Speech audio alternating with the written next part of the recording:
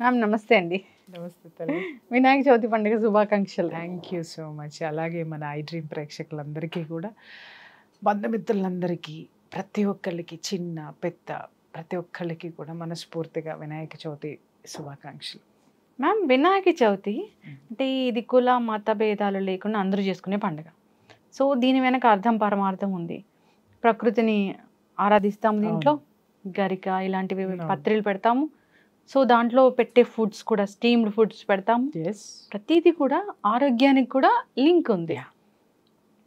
ఆ గణపతిని తెచ్చి ఆరాధించే విధానం కూడా చాలా సంతోషంగా ఉల్లాసంగా, చిన్నపిల్లలు అయితే ఇంకా ఎక్కువగా ఎంజాయ్ చేస్తారు.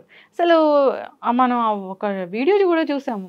ఆ గణపతిని నిమజ్జనం చేసేటప్పుడు ఒక బేబీ పట్టుకుని ఏడుస్తా ఉంది. ఎందుకు? ఆ ఎమోషన్ అలా ఉంటుంది.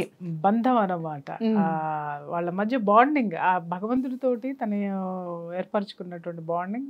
Literally it was very bonding situation. అంటే ఈ వినాయక చవితి జరుపుకుంటే విఘ్నాలు తొలగిపోతాయి, ఈ సంవత్సరం అంతా బాగుంటుంది అనేది కాన్సెప్ట్. సో పద్ధతిగా వినాయక చవితి జరుపుకోవడం వేరు. ఇప్పుడైతే ఆచారానికి తిలోదకాలు ఇచ్చేశారు అన్నట్లుంది. అలా జరుపుకోవట్లేదు. ఆడంబరాలు, హంగులు, వినాయకుడిని పెడతాము, అక్కడ డెకరేషన్ చేస్తాం. డెకరేషన్ చెయ్యాలి కాదనట్లేదు, కానీ దాన్నే వీడియోలు తీస్తాం, దాన్నే ఒకలాగా. ఇది మన మనసులో దేవుణ్ణి ఆరాధించేదానికన్నా మన ఇన్స్టాగ్రామ్లో ఎప్పుడు పోస్ట్ పెడదామా అనేది ఉంటుంది. ఏం చెప్తారు మ్యామ్ అసలు పండగ అంటే ఏంటి, ఎలా చేసుకోవాలి, ఇప్పుడున్న విధానాలు చూస్తే ఏమనిపిస్తుంది, ఎలాంటి మార్పు రావాలి? మీరు చెప్పినవి వింటే కొంతమంది మనోభావాలు దెబ్బతింటాయేమో. మంచిగా చెప్పారు మీరు. ఎగ్జాక్ట్లీ, అంటే మీరు అడిగిన ప్రశ్నలు కూడా నేను అనేది, ఎందుకంటే వాస్తవం అడిగారు. యాక్చువల్గా మీరు అన్నది 100% కరెక్ట్. ప్రకృతికి సంబంధించినటువంటి, ప్రకృతితో మమేకమై చేసేటటువంటిది ఈ వినాయక చవితి. చూడండి, ఇప్పుడు మనము రంగురంగుల వినాయకులను చూస్తున్నాం, కానీ మా చిన్నప్పుడు వినాయకుడిని ఎలా చేసేవారు అంటే చెరువుల్లో ఉన్నటువంటి మట్టిని తీసేవారు. మట్టిని తీసి ఖచ్చితంగా మేము పొద్దున్నే వెళ్ళేవాళ్ళం అనమాట. అక్కడ ఏంటి, ఇట్లా అచ్చు ఉండేది, చెక్కతో చేసినటువంటి అచ్చు. ఈ మట్టిని దాని మీద పెట్టేసి, దాంట్లో పెట్టి అచ్చు వేసి ఒక న్యూస్ పేపర్ మీద ఆ వినాయకుడిని ఇలా పెట్టించేవాళ్ళు. ఎంత అపురూపం, ఎంత థ్రిల్లింగ్గా ఉండేదో. ఆ మట్టి దాంట్లోకి వెళ్ళడము, అచ్చు వేయడము, వినాయకుడిలాగా రావడము, దానికి ఒక తగరంకాయతో అంటించడము. సిల్వర్ అంటే దాంట్లో చాయిస్ అనమాట, సిల్వర్ కావాలా గోల్డ్ కలర్ కావాలా. సో ఏది కావాలంటే అది అంటించుకోవటం, అపురూపంగా స్వామిని పట్టుకొని రావడము.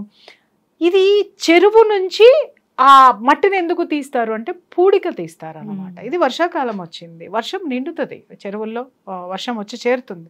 ఈ పూడిక తీసినప్పుడు ఏమవుతుంది అని అంటే ఆ అడుగును ఉన్నటువంటి మట్టి ఏదైతే ఇంతవరకు దీని నుంచి సమ్మర్లో ఏదైతే గట్టిగా రాయిలాగా అయిపోతుందో, ఈ వర్షాలు పడిన తర్వాత కూడా అది ఇది అవుతుంది, వాటర్ లోపలికి చొచ్చుకుని పోదన్నమాట. అందుకని ఏం చేస్తారంటే పూడికి తీయటం లాంటిది ఇది. చెరువులో ఉన్న మట్టినే, నదుల్లో ఉన్న మట్టినే, కాలువల్లో ఉన్నటువంటి మట్టినే పట్టుకొచ్చేవారు. కాలువలో నదుల కంటే కూడా చెరువుల్లో మట్టినే పట్టుకొచ్చేవారు. చెరువు మట్టి వినాయకుడికి అదే దాంతోటే చెయ్యాలి, అది నిబద్ధత. ఇవాళ రాను ఆ ప్లేస్లో ఏమొచ్చి చేరింది, ప్లాస్టర్ ఆఫ్ ప్యారిస్ వచ్చి చేరింది.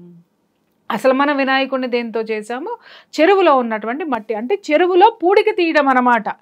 పూడికి తీయడము, ఇక్కడ రెండు విషయాలు జాగ్రత్తగా గమనించండి. తీసినటువంటి మట్టితోటి వినాయకుడిని చేసి ఆ వినాయకుడిని అక్కడ పెట్టి తర్వాత ప్రకృతిలోకి వెళ్తాం.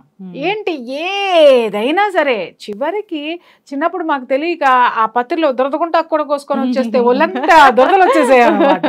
అసలు ఎవరికైనా కోపం వచ్చేస్తే అది రాసేసేవాళ్ళం. అంటే మనకంటే ఎవరైనా ఎక్కువ పత్రి తెచ్చుకున్నారన్న కోపం ఏదన్నా ఉన్నా పనిలో పని అది ఇలా తుంచేసి ఇలా రాసేసేవాళ్ళం.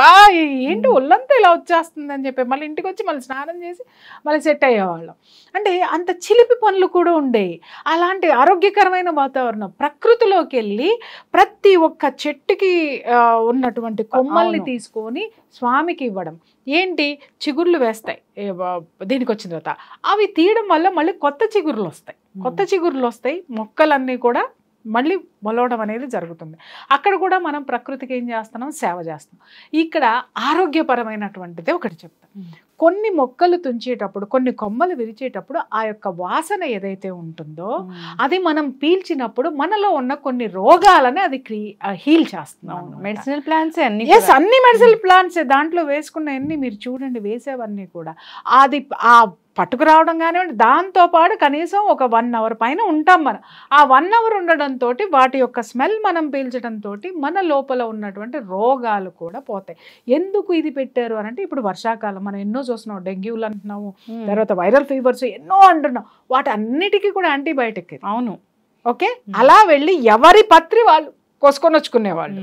ఏది ఎవరిళ్లలో ఎక్కువ చెట్లు ఉన్నాయి, ఎవరి దొడ్లలో ఎక్కువ చెట్లు ఉన్నాయి, ఎవరి పొలంలో ఏ ఉన్నాయో, లేకపోతే ఇంకెక్కడ తోటల్లోకి పరిగెత్తుకొని వెళ్ళి ఆ తోటలో ఉన్నాయన్ని మామిడాకులు అంటే మామిడాకులు కోసి, సపోటా చెట్లు ఉంటే సపోటా కమ్మలు చేసి వాళ్ళతో వాళ్ళు అరుస్తూ ఉంటే, కాపలాదారులు అరుస్తుంటే పరిగెట్టుకుని వచ్చి చాలా అమేజింగ్. ఇట్ వాజ్ చెప్పొద్దు, అది మాటలకు అందనటువంటి అనిర్వచనీయమైన అనుభూతులు. అప్పుడు ఏం చేస్తున్నాము, తర్వాత మీరు ఇందాక అన్ని స్టీమ్డ్ పెడతాం. కుడుములు, ఉండ్రాళ్ళు, తర్వాత కజ్జికాయలు, ఇవన్నీ కూడా ఎక్కువ అన్ని స్టీమ్ తోటే ఉంటాయి. ఇవన్నీ కూడా అంటే ఎక్కడా కూడా ఆయిల్ ఫుడ్ లేకుండా, ఆయిల్ ఫుడ్ ఈ టైంలో మనం తిన్నాము అంటే అది డైజెషన్ కాదు ఈ వాతావరణానికి.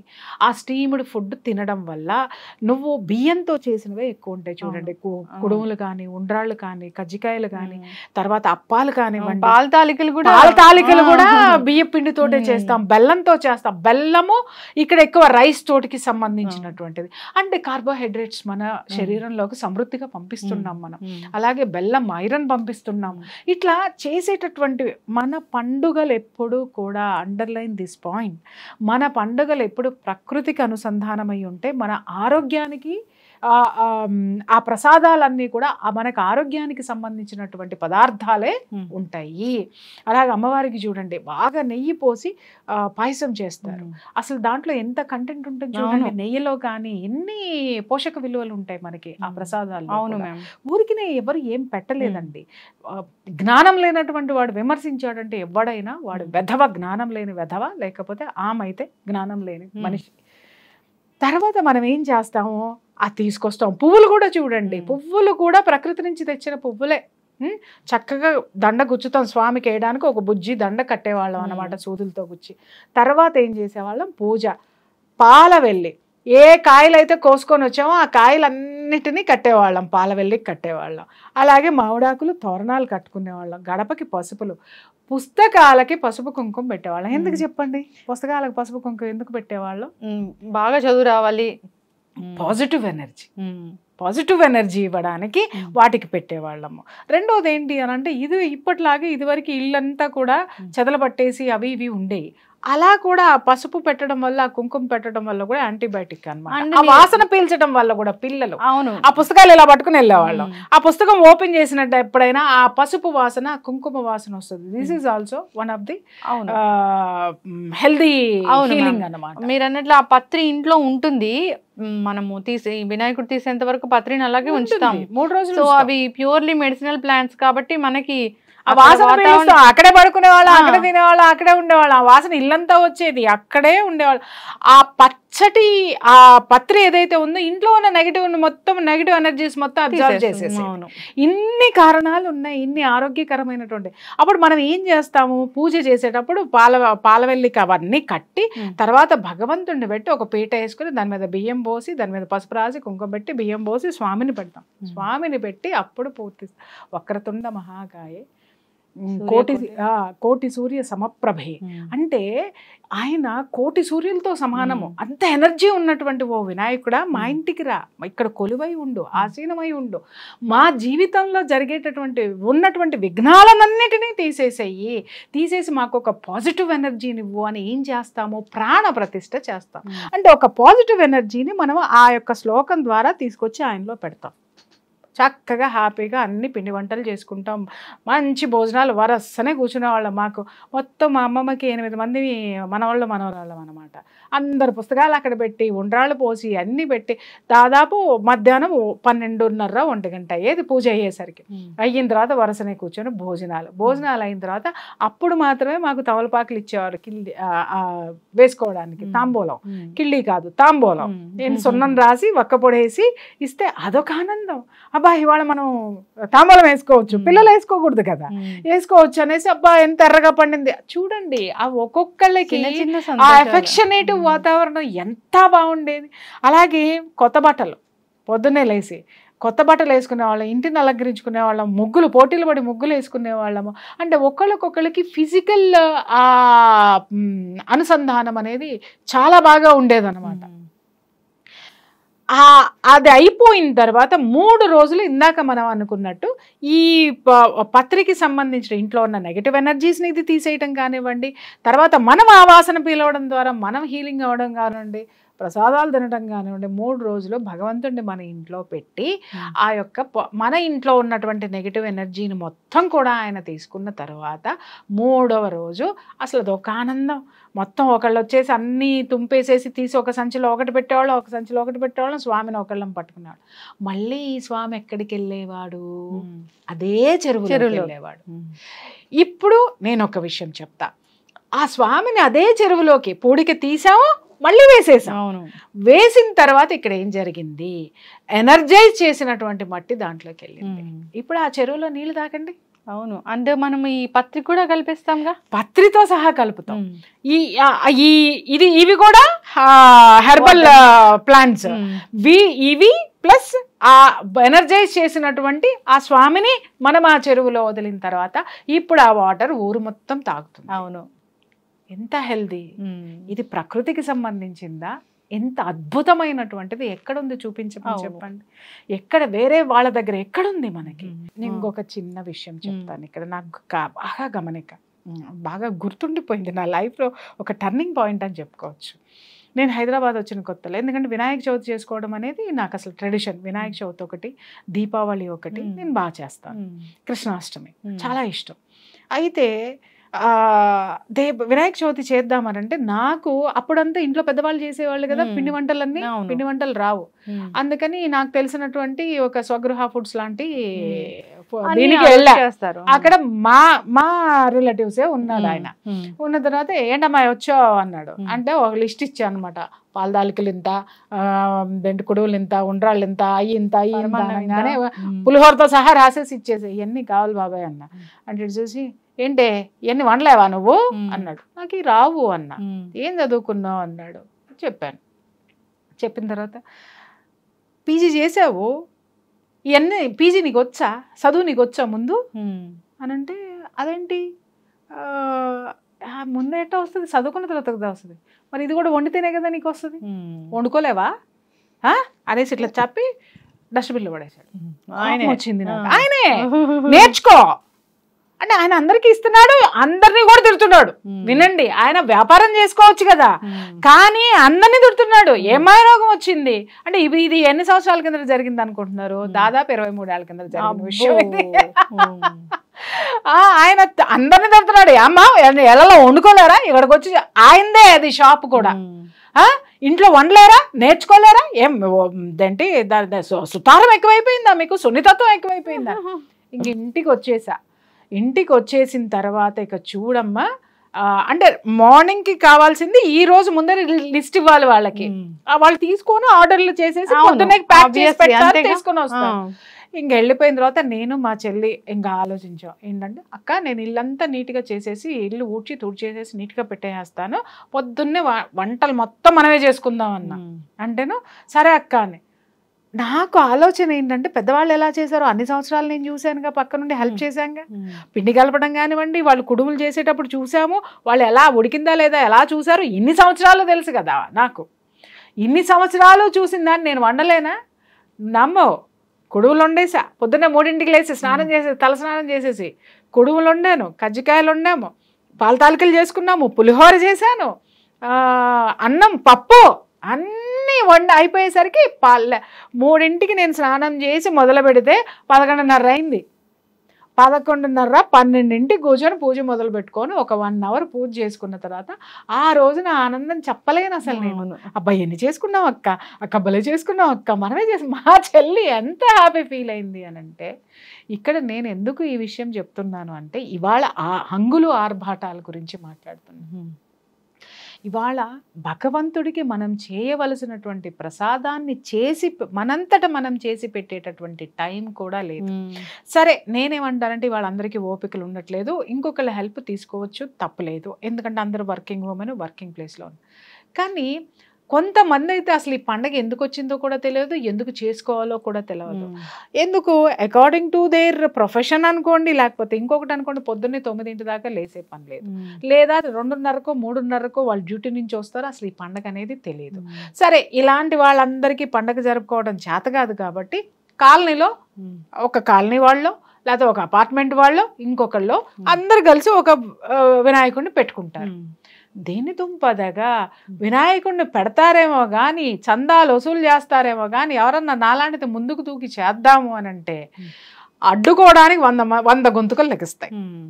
పని చేయడానికి ఎవరు రారు, పనికి వాళ్ళని మాట్లాడడానికి వస్తారు.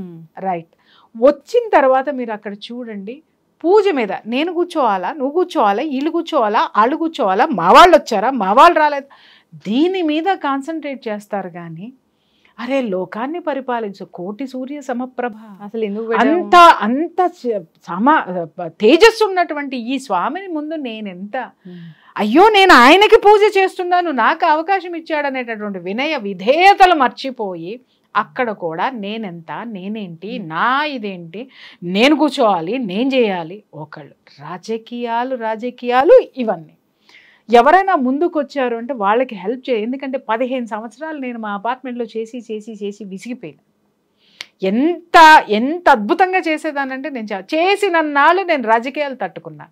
నేను పక్కకి వచ్చేసిన తర్వాత ఇవాళ ప్రతి ఒక్కళ్ళు నన్ను వచ్చి అడుగుతారు, మీరు బాగా చేసేవాళ్ళండి, మీరు నేను చెయ్యలా, అది స్వామికి నేను చేసుకునేటటువంటి అవకాశం నాకు ఇచ్చాడని చెప్పేసి నేను చేశాను. ఇవాళ ఒక్కళ్ళు ముట్టుకోరు, కానీ చేసేటప్పుడు ఎంతమంది ఎన్ని రాజకీయాలు చేశారో, ఎన్ని చేశారో బాబోయ్ తలుచుకుంటే తలకాయ నొప్పి వస్తుంది. భగవంతుడి మీద భక్తి పోయి అక్కడంతా కూడా పాలిటిక్స్ అనేటటువంటి ఇవాళ ప్లే అయింది. అది పెడితే ఇంకొకటి మీరు అన్నారు ఇన్స్టాగ్రామ్ల విషయానికి వద్దాం. ఇవాళ నిజంగానే భగవంతుడికి నీకెంత ఉందో అంతా ఇవ్వాలి, అంతా పెట్టాలి. ఎందుకనంటావేమో, నీకు ఇచ్చిందే ఆయన, పెట్టడంలో తప్పులేదు. కానీ పెట్టే దాంట్లో ఆధ్యాత్మికత ఉందా, ఆడంబరం ఉందా? వాళ్ళు చూడండి, చూస్తున్నాము వ్రతాలు పూజలు చేస్తున్నారా, చేసిన దగ్గర నుంచి అక్కడ వాళ్ళ వేషధారణలకి దగ్గర నుంచి తర్వాత వాళ్ళు పంచిపెట్టేటటువంటి దాన్ని ఏమంటారు, ఆ ప్రసాదాలు, పెట్టే భోజనాలు, వాళ్ళు ఇచ్చే గిఫ్టులు, వీటికి సంబంధించినటువంటి హైప్ ఇస్తూ వాళ్ళు కొనుక్కున్నటువంటి చీరలు, కొన్నటువంటి నగల దగ్గర నుంచి భగవంతుడికి పూజ చేస్తున్నావా, షాపింగ్లు చేస్తున్నావా, బ్రాండింగ్ చేస్తున్నావా? ఇక్కడ నీకు భగవంతుడు ఎక్కడ కనిపించాడు? భగవంతుడి గురించి ఒక్కళ్ళైనా 4 ముక్కలు మాట్లాడమని చెప్పండి, వీళ్ళని అద్భుతంగా చెప్పమని చెప్పండి. ఆ భగవంతుడి గురించి నీకేం తెలుసో చెప్పు. అన్నట్లు ఇన్స్టాగ్రామ్ పోస్టుల్లో భగవంతుడి మీద ఒక శ్లోకం కూడా ఉండదు, ఓన్లీ ఎంతసేపు మా ఇంట్లో చూసారా భగవంతుడు, మా వినాయకుడిని చూడ్డానికి వస్తారా, పిలవడంలో తప్పే లేదు. కానీ నువ్వు ఏం చూపిస్తున్నావు, నువ్వు ఎక్కడ నగలు కొన్నావో, ఏడ చీరలు కొన్నావో, ఏ గిఫ్ట్లు ఇస్తున్నావో, ఏ భోజనం పెట్టావో, లేకపోతే ఎంత లడ్డూ పెట్టావో, లేకపోతే ఇంకేం పెట్టావో, నీ ముక్కరు ఎక్కడ ఉందో, నీ నడుము ఎక్కడుందో, నీ ఇది ఎక్కడుందో, నీ మేకప్ ఎక్కడ వేసుకుంటున్నావు, ఏంటమ్మా ఇది? భగవంతుడిని నువ్వు అవమానించటం కాదా? 100% అవమానించడం. నీ యొక్క దాన్ని ఏమంటారు, ఆడంబరాల్ని చూపించడానికి నువ్వు భగవంతుడిని సాకుగా తీసుకున్నావు అనంటే, భగవంతుడు చిన్నబుచ్చుకుంటే నీ బతుకు ఎక్కడ ఉంటుంది ఒకసారి ఆలోచించు. అవును, జనాలందరూ అంటారు ఇవాళ వాళ్ళకే డబ్బులు వస్తున్నాయండి, ఇవాళ వాళ్ళకే ఇది వస్తున్నాయి. నేను కూడా ఎప్పుడు మీద అంటాను, ఎందుకండి వాళ్ళకే మంచి జరుగుతుంది కదా. నేనేం చెప్తాను, అది కూడా చెప్పు. టైం వస్తుంది వాళ్ళకి కూడా అని. డెఫినెట్లీ.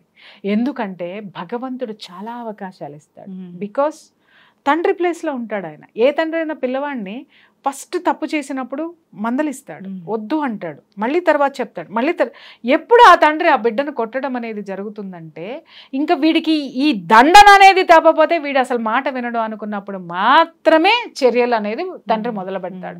అప్పటి వరకు నచ్చ చెప్పడానికే చూస్తాడు. అంటే మీరు అనొచ్చు మాకేం నచ్చ చెప్పలేదని, తప్పు. మీరు నిజం చెప్తున్న భగవంతుడిని, అమ్మవారిని కానీ లేకపోతే వినాయకుడిని కానీ ఏ దేవుణ్ణైనా సరే అడ్డం పెట్టుకొని మీరు ఆడంబరాలకు పోయారా, ఆయన ఖచ్చితంగా మీకు అడుగడుగునా కలిగించేటటువంటి విఘ్నాలు ఏవైతే ఉంటాయో అదొక్కటే మెయిన్ కాజ్, గుర్తుపెట్టుకోండి. That is the indication. నువ్వు ఆడంబరాలు చూపించావు అనుకో, నీకు ఇంకొకళ్ళ నుంచి చూపిస్తాడు ఆయన. నువ్వు చిన్నబుచ్చుకునేట ప్రతి ఒక్క దాంట్లో వీళ్ళు చిన్నబుచ్చుకుంటారు. కారణం ఏంటి? అరే నేను ఈ విషయంలో నేను చిన్నబుచ్చుకున్నానంటే అది నువ్వు ఇచ్చిందే, నీకు చూపిస్తున్నాడు దేవుడు. అక్కడ నిన్ను వాళ్ళు పక్కన పెట్టారు, నువ్వు దేవుణ్ణి పక్కన పెట్టి నీ ఆడంబరాలను చూపించలా. తర్వాత ఇంకొకటి ఏంటి అనంటే నేను చూపిస్తాను కదా, ఈ చివరి నుంచి నేను ఇల్లు అద్భుతంగా డెకరేట్ చేసుకుంటాను. నాకు పువ్వులతోటి డెకరేట్ చేయడం అంటే అందులో అందరూ అంటారు ప్లాస్టిక్ పూలు వద్దు, నాకు ఒరిజినల్ పూలే కావాలి. ఎప్పుడన్నా కొండకుచో అవి వాడతానేమో కానీ బట్ ఒరిజినల్ పూలతోటే. నాకు ఇంటికి పండగ వచ్చిందంటే మా వాళ్ళందరూ అంటే ఎందుకు ఇంత ఖర్చు పెడుతుంది అని. ప్రతి పైసాలో నాకు భగవంతుడు ఉన్నాడు. నాకు ఇచ్చిన ఆ పైసా ఆయన పండగ వచ్చినప్పుడు ఆయనకే చెందుతుంది. మ్యామ్ మనము ఫ్లవర్స్ అవన్నీ కొన్నప్పుడు వాళ్ళు ఎంత చిన్న వాళ్ళకు ఉపాధి కూడా ఇచ్చినట్లే అవుతుంది కదా. ఇప్పుడు వినాయక చవితి అనేది ఉపాధి కాదా అమ్మా? ఉపాధి కాదా చెప్పు. ఇప్పుడు ఎంతమందికి పత్రి కొనుక్కునే వాళ్ళు, తర్వాత ఇవి ప్రతి చిన్న వాళ్ళు కూడా బతికేస్తారు. చిన్న పిల్లలు చూడు, ఆ వినాయకుడికి అమ్మే గొడుగులు అంటే వాడికి కూడా ఉపాధి కల్పన. ఆ రోజు ఎంతో కొంత పాకెట్ మనీ సంపాదించేసుకుంటాడు వాడు. ఇట్లా ఎంతో మందికి మనం ఇస్తున్నాము. అమ్మ పండగ అనేది అందరిళ్లలోనూ జరుగుతుంది. వాడు మన కులమో మతమో పక్కన పెట్టండి, మన దేవుడు అక్కడ ఉన్నాడో తెచ్చుకుంటాం, మనకు కావాల్సిన గొడుగు అక్కడ ఉందో తెచ్చుకుంటాం, మనకు కావాల్సిన పత్రం అమ్ముతున్నాడు. అంతేగాని వాడిది ఏ కులం ఏ మతం అని మనం ఏ రోజునైనా క్వశ్చన్ చేసి అడగం. కారణం ప్రతి ఒక్కడు మన దాంట్లో బ్రతకాల్సిందే, ప్రతి ఒక్కడికి ఆ ఫలం వెళ్ళాల్సిందే. అంత వసుదైక కుటుంబాన్ని చూసేటటువంటి గొప్పతనం మన యొక్క హిందూ ధర్మంలో మాత్రమే ఉంది. దీన్ని అందరూ అర్థం చేసుకోవాలి. కాబట్టి వినాయక చవితి అనంటే ఇప్పుడు అర్థమైందా, ప్రకృతిని మన ఇంటికి ఆహ్వానిస్తున్నాం, ఆ ప్రకృతికి గౌరవాన్ని ఇవ్వండి. ఒక పాజిటివ్ ఎనర్జీని నువ్వు తీసుకొని వచ్చి స్వామిలో కూర్చోపెడుతున్నావు. ఆ ఎనర్జీ నీ ఇంట్లోకి వచ్చినప్పుడు ఒక్కటి కూడా నెగిటివ్ వర్డ్ నీ నోట్లో నుంచి రాకూడదు. ఎందుకంటే తదాస్తానేస్తాడు. అవును, స్వామి తదాస్తు అంటాడు. నువ్వు ఇంకొకళ్ళని తిట్టినా తదాస్తు అంటాడు. అంటే వాళ్ళని అన్నాడు తదాస్తు అని, అది మళ్ళీ నీకు ఇష్టం కదా. వాళ్ళని నువ్వు పాడు చేస్తున్నావు, నువ్వు ఏదో మాట్లాడుతున్నావు, ఒక విమర్శ మాట్లాడుతున్నావు అంటే స్వామి ఏమర్థం చేసుకుంటా అంటే ఈ అమ్మాయికి విమర్శలు బాగా లైక్ చేస్తుందని చెప్పేసి తదాస్తు అంటాడు. అనగానే ఏంటి, నీకు వస్తాయి రివర్సల్, రైట్? కాబట్టి ఆ రోజు ఎవరిని పిల్లల్ని ఎందుకంటే ఆ అలవాటు, నాకు కోపం వచ్చిందంటే నాకు అరవడం అలవాటు ఉంది, కానీ చాలా జాగ్రత్తగా కంట్రోల్ చేసుకునే ప్రయత్నాలు నేను కూడా చేస్తున్నాను. ఎందుకంటే తిరిగి అవి నేనే ఖచ్చితంగా నాకు కొడతాయి.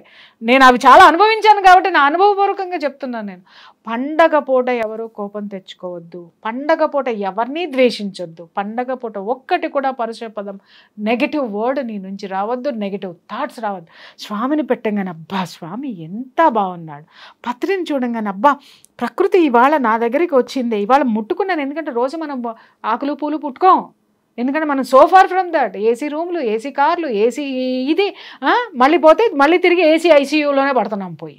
ప్రకృతిలో ఎక్కడున్నాం మనం? అరే ఈ రోజు భగవంతుడు నాకు ఈ అవకాశం ఇచ్చాడు. నువ్వు చూడనటువంటి నువ్వు తీసుకొచ్చిన పత్రికలో కనిపిస్తే ఇదేంటి, నీ పిల్లలకి చెప్పు, అమ్మ దీన్ని ఈ ఆకు అంటారు, ఇది ఈ పండు, ఇది ఈ కాయ, ఇది పలానా, ఇది పలానా. ఎడ్యుకేట్ చేయి. ఎక్కడుంది ఇప్పుడు ఆ పండ్లు? ఏదైతే పాలవెల్లి కడతామో సిల్వర్ పాలవెల్లి వచ్చేసింది. ఇంకా మనం ఆడంబరాలని చెప్పింది అదేనమ్మా. ప్రకృతిని ఎందుకు చెప్పానో అది వినండి. ఫస్ట్ ప్రకృతిని తీసుకురండి మీ ఇంట్లోకి. వెండిది కాదు, వెండి రేపు పొద్దున నిన్ను అదే వెండి దీంట్లో పడుకోబెడితే, బెడ్ మీద పడుకోబెడితే నీ రోగం తగ్గదు. అవును, అర్థమైందా? నువ్వు ప్రకృతిలోకి వెళ్తే రోగం తగ్గుతుంది. అరే ఒరిజినాలిటీ ఏది ఉందో ఫస్ట్ అది తెలుసుకోండి. ఆడంబరాలకి పోకండి. వెండి పాలవెల్లి చక్కగా పెట్టుకోవద్దని ఎవరు చెప్పరు. భగవంతుడు కూడా అబ్బా నాకు వెండి పాలవెల్లికి నేచర్ గా ఉన్నటువంటివి కట్టు, అవి కూడా కాయలు కూడా వెండి వస్తే వినాయకుడు యాడ మ్యామ్ అలా తీసుకెళ్తాడమ్మా? వచ్చింది అంటున్నా. ఆహా, ఉన్నాయి, నేను చూసానమ్మా. వినాయకుడు వెండి ఎలక్కాయ తింటాడా, లేకపోతే ఎలక్కాయ తింటాడా, లేకపోతే వెండి సీతాఫలకాయ తింటాడా, వెండి మొక్కజొన్న కండి తింటాడా? మా ఇంట్లో ఉంది, మీకు చూపియద్దా? ఇది అన్నారు, బాగుంది. మీ ఇంట్లో ఉంది నేను చూడాలని చెప్పి నువ్వు పెట్టి చూపించినావు, బాగుంది. నేను కూడా హ్యాపీ ఫీల్ అవుతా, ఎందుకంటే నా కంటికి ఒక అందమైనది చూపించావు. కానీ నీ యొక్క అహంభావాన్ని చూపించుకోవడానికి నాకు చూపించావో, తిరిగి భగవంతుడు నీకు ఇంకొకళ్ళ దగ్గర నుంచి ప్లేట్లో పెట్టి వెండి బళ్ళల్లో పెట్టి మళ్ళీ నీకు అందిస్తాడు. అవును. ఇంకొకటి ఏంటంటే, ఆ స్వామికి తీసుకొచ్చానని చెప్పి చూపించు, బాగుంటది. స్వామికి కూడా ఫస్ట్ స్వామికి చూపించు, స్వామి నీ కోసం తెచ్చా, నీ ఆడంబరం కోసం కాదు. మన మనుషుల నైజమే అలా ఉంది. మీ దగ్గర ఏదైతే లేదో దాన్నే 10 సార్లు నేను అడుగుతాను. Yes, exactly. ఇంట్లో వెండి పళ్ళలు లేదా, వెండి కుందులు లేవా, అదే వెండి వినాయకులు లేదా? ఇంకొక మాట, నీకు ఇక్కడ ఒక అండర్లైన్, లేవా లేవా లేవా అని అంటున్నావు కదా, నీ సబ్ కాన్షియస్ మైండ్ ఏం తీసుకుంటుంది తెలుసా? లేవా అనే ఒక్క పదమే తీసుకుంటది. అది మళ్ళీ నీ లైఫ్ లో పునరావృతం. నువ్వు ఎవరినైతే లేవా అని అడిగావో, మా ఇంట్లో ఉన్నాయి అని చెప్పడంలో తప్పే లేదు. నీకు లేవా అని నువ్వు అడిగావో, ఆ లేనిదే నీ ఇంటికి వస్తుంది, ఆ లేమే నీ ఇంటికి వస్తుంది. కాబట్టి ఇక్కడ ఎక్కడా కూడా నెగటివ్ పదం కానీ, నెగటివ్ థాట్ కానీ, ఆడంబరాలు కానీ, నువ్వు ఏదైతే చూపిస్తావో అదే నీ దగ్గరికి వచ్చి చేరుతుంది. ఈరోజు ఎవరికి కూడా నా దగ్గరికి వచ్చి క్లయింట్స్ ఉన్నారు, గొప్ప గొప్ప వాళ్ళు ఉన్నారు, మధ్య తరగతి వాళ్ళు ఉన్నారు, అందరూ ఉన్నారు, ఆఫీషియల్స్ ఉన్నారు, బ్యూరోక్రాట్స్ ఉన్నారు, ఎవ్రీవన్ ఉన్నారు. కానీ నాకు మాత్రం తెలుసు వాళ్ళు బయట చూపించే ఆడంబరాలు ఎన్ని ఉన్నాయో, లోపల ఎన్ని